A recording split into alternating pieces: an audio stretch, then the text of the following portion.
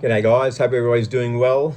I had a question during the week on Facebook about reed fatigue from my old mate Ronnie State, and actually it was about reed flutter, and I did answer him, but I just thought I'd share our learnings on reeds, I guess, since we've been running the two-stroke now. I've had the two-stroke for a few years. I think I got the 50 in 18, and we probably got the Bitterlot engine in 19 or 20. So in 19 or 20, when I got the Bitterlot parts, Arno Bitterlot suggested that we run V-Force reeds. This is a V-Force reed setup. For your traditional guys, it would have been a triangle, but you can see these are a W. Yeah, so this is what a lot of people run these V-Force reeds. There are other companies, of course, and look, I'm not saying that you have to run these, but I'm just going to tell you what we've found out and what's worked for us. So we put these in a couple of years ago on the dyno with their 22.5 horsepower on the 50. We do a second pull, 21.5 horsepower. We drop the horsepower. I'm like, oh, that's a bit strange. Let's pull it again just to make sure nothing is amiss. And we pull it again, 20.5 horsepower. They're 19. We're like, we change a bunch of things. We pull it. We scratch our heads. We look around. I don't pretend to be any two-stroke guru. There's already too many of them out there.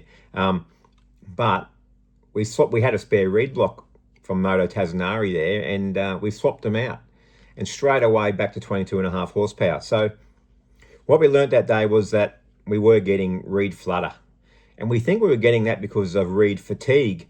What I ended up doing was contacting Moto Tazanari after that day and saying, this is the problem we're having. We've got a bit of a unique build here. We've got a 50cc that's making 22.5 horsepower, so it's making good power, and we're running it on fuel, on methanol nitro. So, we're throwing huge amounts of volume at the reeds.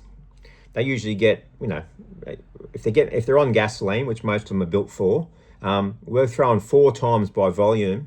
Not only the volume, we're throwing heavy fuel. Once we get the 30, get the percentage up in the nitro, it's a lot heavier as well. So we're throwing 4 times the volume and heavier. It might be equal to like 5-6 times the weight of gasoline. So, if you've got your garden hose out there and you're dribbling it at a slow rate and you turn it up, it makes a big difference on trying to hold your hand against it. So, I'm assuming the reeds had the same problem. So I got onto these guys, Moto Tazanari, who make the V-Force 3 and 4s, and I explained the situation, and they came back to me with some special reeds for us. I don't know in depth what the difference is, but we've run them since and never had a problem. I'm assuming they're a bit thicker, so the flick back rate, or the stay closed, how hard they are, how much they bend and flex, I'm assuming a little bit thicker and a little bit stiffer. The old days, you see in a 70s dirt bike, well, you still see people doing it. They do the old reed flick. It's always an interesting thing, like how hard do you flick it? What are you looking for? They look through, see if they can see the light, see the sun coming through. I don't know of a tool, and Moto Tazanari may have one. I should ask them, but we haven't had any problems since. So, I've just parked that. We just use these reeds. They may have a tool that tests the rebound rate and the tension in a reed block in the pedal, like you do with a 4-stroke with a spring compressor. You can test your valve springs. So, that's what they sent us, and that's what's worked. I don't pretend to be any two-stroke guru. These work for us, and they set the record at 105 in Australia, 105.206, and 102 and change in America. So that little 50's honking. That's the fastest 50 around, and it was done using V-Force 3 reeds from Moto Tazanari. And we made the horsepower on the other reeds. It was just a case of the other reeds, I think, because we're pulling and pulling and pulling that day in the dyno. Dyno room's hot. We're throwing a lot of fuel. They might have got hot, fatigued from the amount of fuel and also.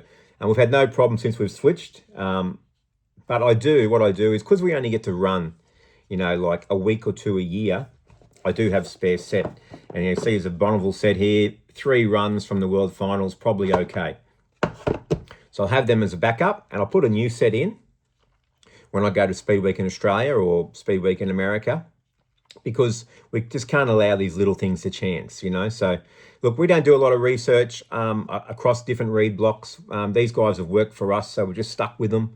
And And you know, I think it's a bit of a thing with our team, all our team partners, from Top One Oil to Hare and Forbes and Powerhouse Dyno. They've been with us for a decade, and I'm sure even after we finish racing, we'll still promote those businesses because they've all become good friends and family. So the V-Force reeds I can vouch for. They actually have the fastest 50cc records in the world.